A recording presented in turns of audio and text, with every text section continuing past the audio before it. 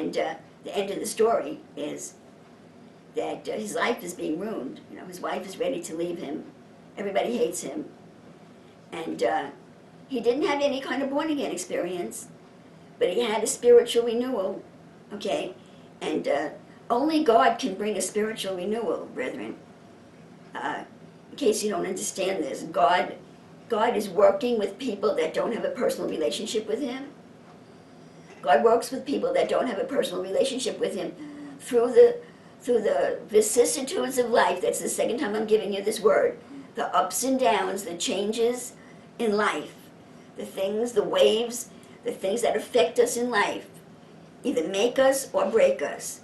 Either we wind up being a heroin addict dying in the street, or you overcome your challenges and you rise into victory. And you don't have to have a personal relationship with God to do it, although I'm not saying, that's preferable, obviously. I'm telling you that God is moving in the lives of every human being on the face of the earth. And it's the challenges of life that make you or break you. And nobody can afford to be a weakling. Nobody, because you die. You either die spiritually or you die physically. Life is a challenge. And those who rise to the challenge and overcome, those who have a valiant heart, you will overcome. Because there is a righteousness in this world. There is a foundational spiritual law in this world. And it's built into the very soul of every human being. Some overcome, and some don't. Some die physically, some die spiritually, and some overcome. And everyone that I speak to or have ever spoken to, my prayer for you is that you should be an overcomer. Because those are your three options. You die physically, a heroin addict on the street. You die spiritually because your heart just breaks and you're a bitter, miserable person for the rest of your life. Or you're victorious. And victorious doesn't mean a lot of money. It means that spiritual growth occurs out of your pain. Well, spiritual growth came out of his pain. And the man that he truly was, you see, because we all have a core in us. And you don't know who somebody is by their present day behavior because he was totally obnoxious. See, today we have in this country courts and a penal system that will not punish crime because of a perpetrator's background. Oh, the poor thing, he had a hard background. That is not going to help him. Making a lighter sentence or feeling sorry for him because he had a bad upbringing or a bad break in life will kill him. You must reap what you sow. If there's any hope of you overcoming what life has done to you. So he was devastated, he was ruined. But the man that he really was, that street fighter who was obnoxious on the surface, but the reality was he was starving.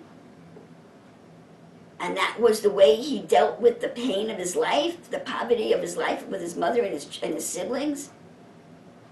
Something was there, but it was expressing itself as a street fighter because of the whole situation of his life. There was something valiant in him. He brought home food for the family. He got paid for fighting, but it was illegal for children to fight in Panama. So he was literally breaking the law. He did what he had to do.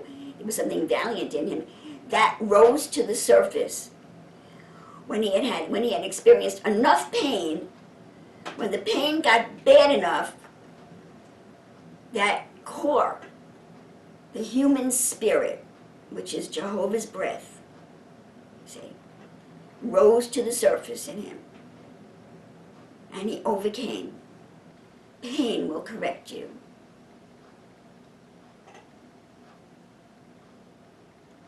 The Holy Spirit has been speaking to you for years, and you haven't heard a word that he said. Pain will correct you. So, I hope that I'm wrong.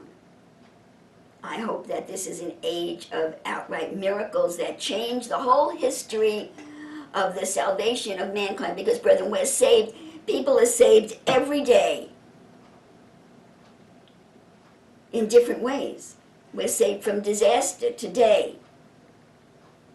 I was saved from a couple of really dangerous things because I remembered my father's warning in my head. With all of my rebellion, I remembered my father's warning. And God only knows what I was saved from.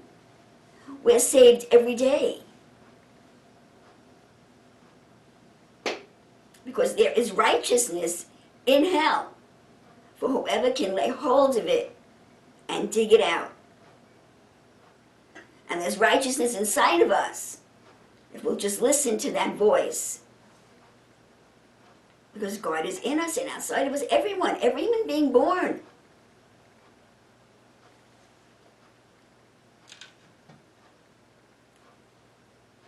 And we're saved by pain every day.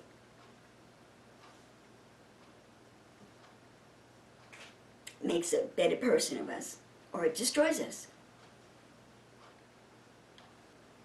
We're saved by pain. Either it destroys us or we overcome.